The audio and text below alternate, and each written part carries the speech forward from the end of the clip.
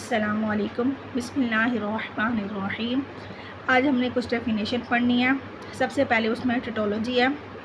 A tautology is a statement form that is always true regardless of the truth values of the statement variables involved in it. Tautology ऐसी statement होगी जिसकी truth values जब होगी वो हमारे पास सारी true होगी, चाहे हमारे पास जो logical variables P and Q जो हम यूज़ करते हैं उनकी ट्रूथ वैल्यूज़ कुछ भी हो, लेकिन जो स्टेटमेंट टोटोलॉजी है उसकी ट्रूथ वैल्यूज़ हमारे पास सारी ट्रू होगी। इसको हम ऐसे भी डिफ़ाइन कर सकते हैं, a propositional function which is true in every possible case, यानी उस कोई भी पॉसिबल केस हो लेकिन उसकी जो वैल्यूज़ होगी वो ट्रू होगी। अब हमारे पास उसकी एग्जांपल है पी और not P is a tautology, यानी उसकी ट्रुथ, ये जो एक स्टेटमेंट है ये टोटोलॉजी है, इसकी जो ट्रुथ वैल्यूज़ होंगी वो हमारे पास सारी क्या होंगी, ट्रू होंगी। Tautology is represented by the symbol T, इसको हम टी से रिप्रेजेंट करते हैं। अब हम ये स्टेटमेंट बना के देखते हैं कि हमारे पास सारी इसकी ट्रूथ वैल्यूज़ हमारे पास ट्रू आएंगी। अब पी है उसकी हमारे पास दो पॉसिबल केस हो सकते हैं, या तो पी एक स्टेटमेंट ट्रू हो सकती है या फॉल्स हो सकती है।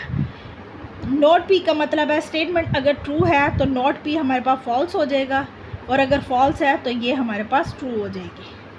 अब हमने इसका और लेना है, इन दोनों स्टेटमेंट का और लेना है। तो और हमारे पास क्या होता है, अगर दोनों हमारे पास फॉल्स हों तब हमारे पास फॉल्स होती है, बाकी सारी कंडीशन में ये हमारे पास ट्रू होती हैं।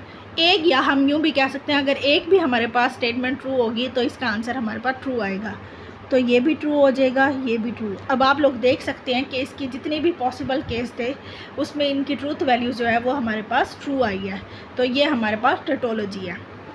नेक्स्ट हमारे पास डेफिनेशन है कॉन्ट्राडिक्शन, या इसको एब्सर्डिटी भी कहते हैं। इसमें और इसमें डेफिनेशन में क्या फ़र्क है, इसकी सारी ट्रूथ वैल्यूज़ हमारे पास ट्रू आती हैं और कॉन्ट्राडिक्शन की ट्रूथ वैल्यूज़ जो होती हैं सारी वो फॉल्स आती हैं।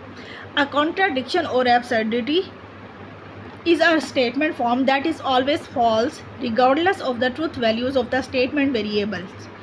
अब हमारे पास स्टेटमेंट वेरिएबल्स की कोई भी वैल्यूज़ हों, लेकिन जो ये स्टेटमेंट है कॉन्ट्राडिक्शन जिसको हम कहेंगे, उसकी जो ट्रूथ वैल्यूज़ आएंगी वो सारी हमारे पास फॉल्स होंगी। इसको हम रिप्रेजेंट करते हैं बाय द सिंबल सी से। अब हम यही बनाते हैं, पी के दो पॉसिबल वैल्यूज़ हो सकती हैं, ट्रू और फॉल्स। अगर ये ट्रू है तो नॉट पी हमारे पास फॉल्स हो जाएगा, फॉल्स है तो ये हमारे पास ट्रू हो जाएगी।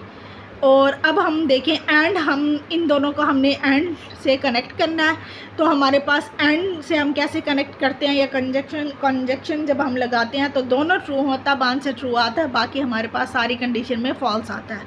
तो इसमें एक फॉल्स है तो इस वजह से फॉल्स हो जाएगा, इसमें ये फॉल्स है तो ये भी फॉल्स हो जाएगा।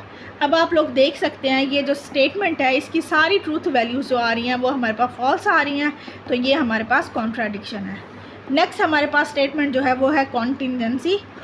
अ contingency is a statement which can be true और false depending upon the truth values of the variables involve in it is called a contingency. अब हमारे पास ये जो टोटोलॉजी थी, स्टेटमेंट ऐसी थी जिसकी सारी ट्रूथ वैल्यूज़ हमारे पास ट्रू थी। कॉन्ट्राडिक्शन ऐसी स्टेटमेंट थी जिसकी ट्रूथ वैल्यूज़ हमारे पास फॉल्स थी।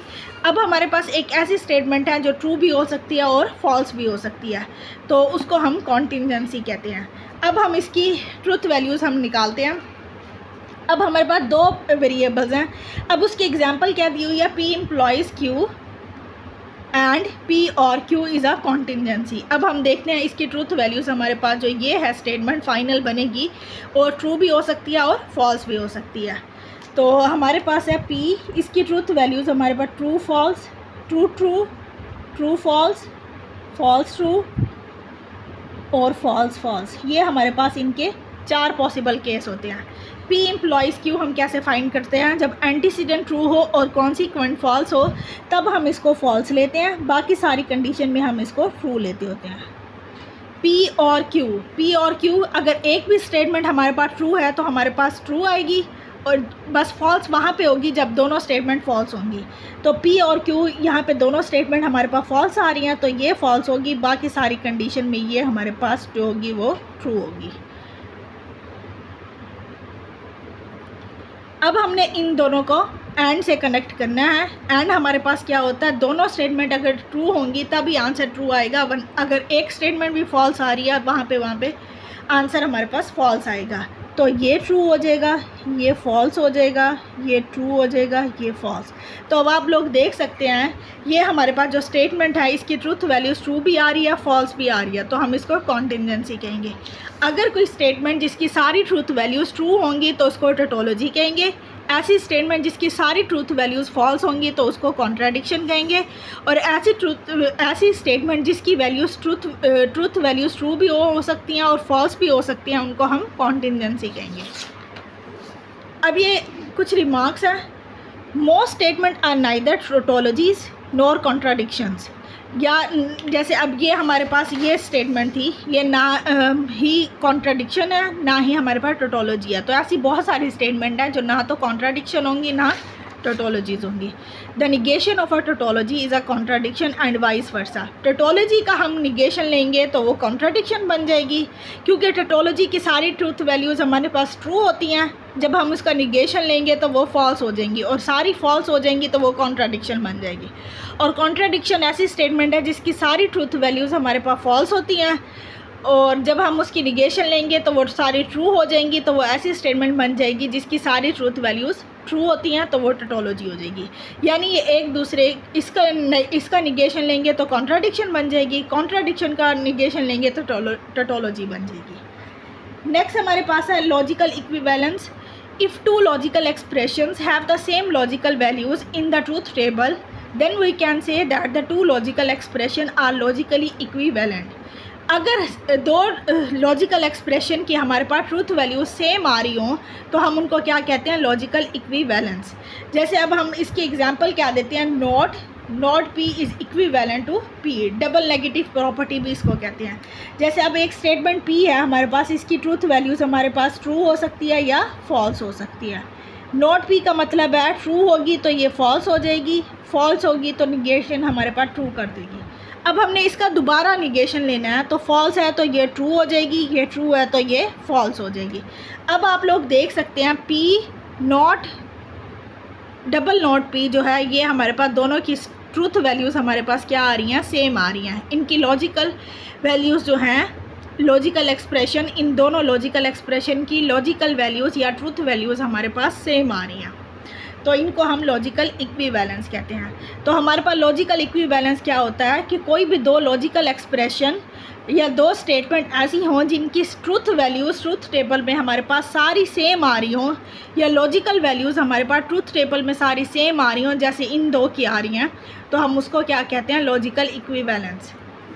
अब हमने शो करना है कि ये जो दो हमारे पास स्टेटमेंट हैं ये लॉजिकली इक्विवेलेंट नहीं है। ये हमारे पास है not P and Q, not P and not Q are not logically equivalent. ये दोनों हमने क्या प्रूव करना है कि लॉजिकली इक्विवेलेंट नहीं है। तो हमने प्रूफ क्या करना है कि जब ट्रूथ टेबल में इन दोनों की वैल्यूज़ आएंगी वो हमारे पास चेंज होंगी, लॉजिकल वैल्यूज़ इनकी चेंज होंगी।